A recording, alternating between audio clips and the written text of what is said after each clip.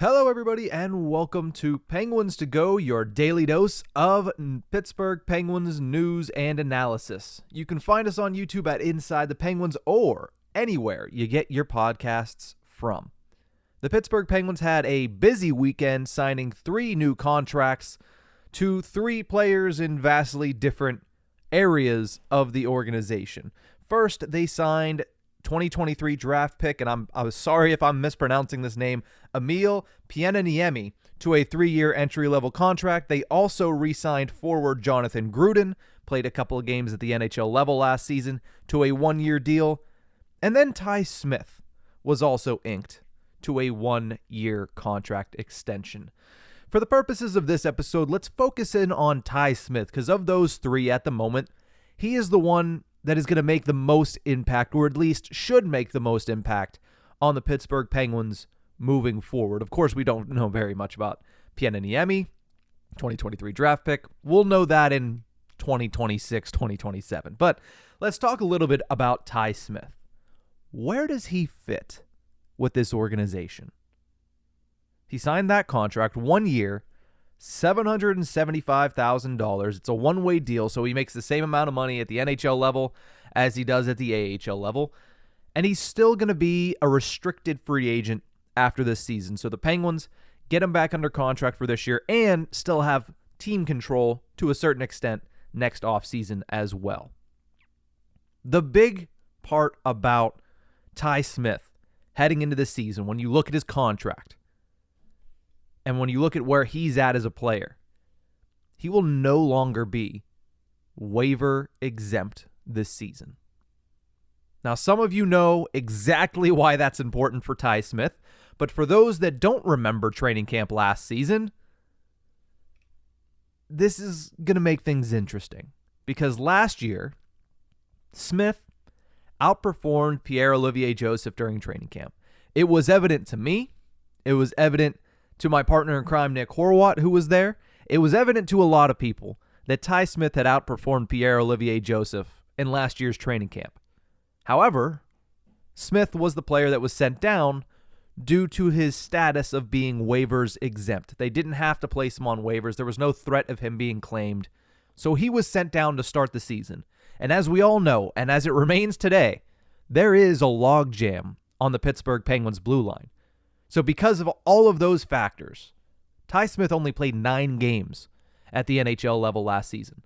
In those 9 games, he looked pretty good. He was put in a rough position there because he came up, he was immediately told, you're going to be quarterbacking the top power play, a top power play that you really haven't worked with all that much. Meanwhile, these other 4 guys, whether that be Rust on that left half wall or Raquel, those other 4 guys have been working with each other not just since the beginning of training camp, but most of them have been working together for years on end. So then you just get dropped into that situation, middle of the season, and I thought he performed pretty well. He proved to be exactly what the Pittsburgh Penguins had expected him to be, which was a very talented offensive defenseman. I thought he more than held his own on the defensive side as well, but as was the case last season, a lot of defenders, people got healthy. Ty Smith is sent back down because, again, he was waivers exempt. So 9 games at the NHL level last season, 1 goal, 3 assists. At the AHL level for the Wilkes-Barre Scranton Penguins, he played 39 games, scored 7 goals, and notched 17 assists as well. Now, it was a year where, yes, he was unfortunately the only NHL caliber defenseman to be waivers exempt. So he was usually the first one sent down when everyone else was healthy. I mean, Mark Friedman was as well, but he was never claimed on waivers, fortunately, for the Pittsburgh Penguins. But unfortunately for Smith, late in the season, there were injuries to the left side. Marcus Pettersson missed time. Dmitry Kulikov was acquired and then missed time.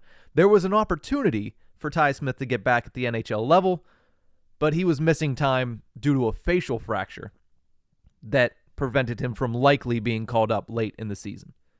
So that brings us to today. Where does Ty Smith fit right now, 2 days after he re-signs with the organization, entering his second season after being acquired for John Marino last year from the New Jersey Devils? I would say the Penguins still have 9 NHL caliber defensemen, They had 10 towards the end of last season because you could argue Kulikov, but Kulikov falls off the books. You're still at 9. Dumoulin falls off the books. Okay, you're at 8, and then they sign Ryan Graves, somebody who is undoubtedly the top defenseman on the left side for the Pittsburgh Penguins. So, again, heading into the training camp, 9 NHL caliber defensemen. Smith sits towards the bottom of that list once again. There's a lot of good names on the Penguins' blue line. There's a lot of solid defenders on the Penguins' blue line. He's never going to beat out Chris Letang, Jeff Petrie, Ryan Graves, Marcus Pettersson. Even a guy like Jan Ruda, because of his contract, is not going to be sat in favor of Ty Smith when there's so many other options sitting around. So he still sits towards the bottom of the list. And then there's the Erik Karlsson trade that still hangs in the balance. That's important for Smith because, one, he could potentially be part of that trade and he could be playing for the San Jose Sharks next season, or two, it could be another defenseman besides Ty Smith that is traded to the San Jose Sharks in favor of Erik Karlsson. One will have to be traded. There's no way the Penguins acquire Erik Karlsson and keep all the defensemen that they currently have. So whether that's Jan Ruda, whether that's Jeff Petrie, whether that's Pierre-Olivier Joseph potentially being a trade chip in that, it will affect where Ty Smith sits heading into training camp in September. But if Smith is not a part of that return, I think he'd be a fantastic option for the Penguins' third pairing. And I'm not, reinventing the wheel by saying that. I think he brings foot speed that both Dubas and Sullivan are looking for, are trying to add to this lineup. They want to be faster. They want to be more potent offensively. And part of that, especially with Todd Reirden coaching the defense, is pinching and activating from the blue line. It's why they really liked Jeff Petrie last year whenever he was healthy. It's why, of course, Chris Letang is there. That's why, of course, you look at a player like P.O. Joseph and they pushed him to activate more and more as he got comfortable last season. Ty Smith, you're not going to have to push him. He loves activating as a defenseman. He's an offensive-styled defenseman. He's a great skater, fantastic passer, has a high hockey IQ, and great vision. So that's what he brings to the bottom of the lineup. And the scouting report on Smith last season, according to a friend of the show, Neil Villapiano of the Devil State of Mind podcast, watched him for his first 2 seasons in New Jersey. The scouting report that he gave to me was that he's at his best when he's playing next to a stout, stay-at-home defenseman. And Jan Ruda fits that bill to a T. So again, the Karlsson trade, obviously in the back of everybody's mind. Some people, it's in the front of their minds 24/7. I get that. We have to wait and see how that shapes up. Is Karlsson on the Penguins? Who's leaving in that case? But at the end of the day, when you're looking at the team right now, Smith has to go through 2 names to make the opening day roster and the opening day lineup. One of them is Mark Friedman. I like Friedman a lot.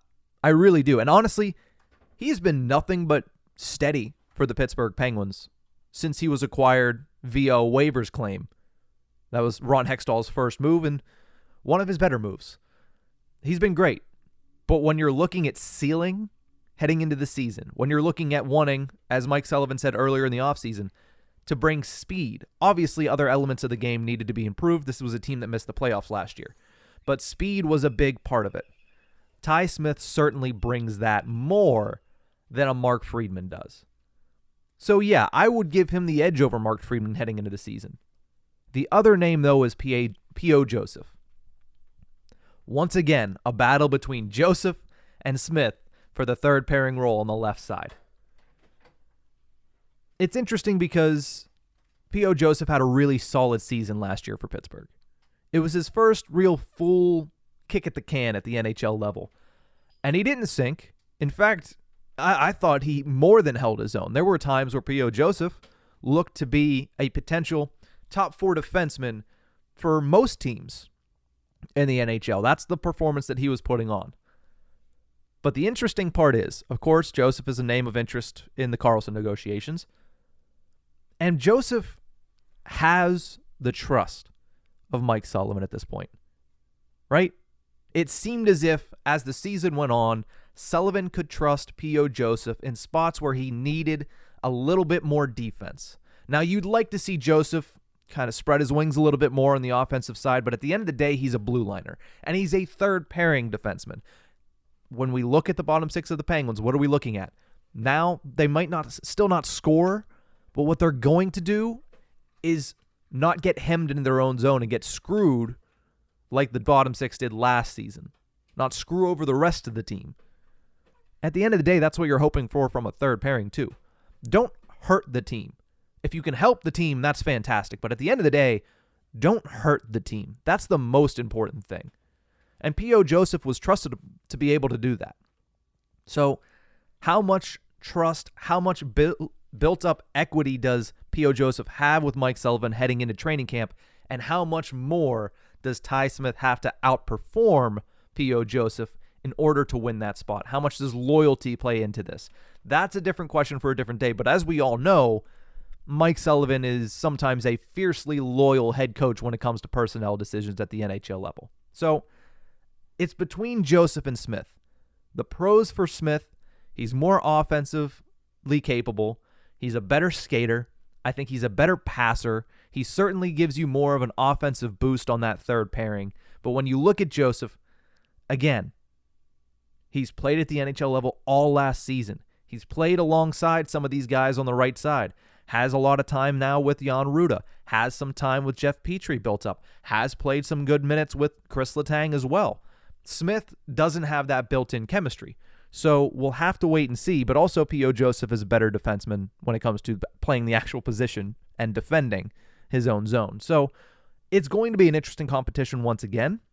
The playing field is a little bit more leveled this season, considering Ty Smith is no longer waivers exempt. That's a big thing for Ty Smith. The other positive for Smith, though, he could quarterback power play 2. For those that are very concerned with power play 2 and those that want to see the Pittsburgh Penguins have a decent power play 2, which can be important. It can be a big part of the game. Can be a momentum shifter if the second power play unit gets out there and scores a goal. Ty Smith is a solid name for that role. And again, if injuries persist, knock on wood that they don't, but the Pittsburgh Penguins typically deal with injuries, Ty Smith is a decent name to put up there on power play 1, especially if he's given ample opportunity to actually get used to playing on that unit. But it should be interesting. I like Ty Smith. I liked the trade partially when it happened. Of course, now it doesn't look great because John Marino had a great season in New Jersey. Ty Smith played 9 games at the NHL level for Pittsburgh. The Penguins need to get something out of this, whether that's involving him in the Karlsson trade or actually being able to play him more than, 10% of the season this year on an injury replacement basis. But I'm intrigued to see if Ty Smith is able to outperform again, because he did it last year in the training camp and then unfortunately couldn't make the team, facial fracture. Tough season for Ty Smith. We'll see what happens in year 2. But that's going to do it for this episode of Penguins to Go. Thank you so much for tuning in. Remember, you can find us on YouTube at Inside the Penguins. Like, subscribe, leave a comment, all that fun stuff. Let me know, do you think Ty Smith has a leg up on P.O. Joseph heading into training camp? And if you're not watching on YouTube and you don't want to listen and watch on YouTube, you can find us anywhere you get your podcast from. Again, subscribe. Leave a review. 5 stars would be appreciated. 4 stars, how about you just write that in the comment section on YouTube? 4 stars and less. But that's going to do it for this one. We'll see you guys next time.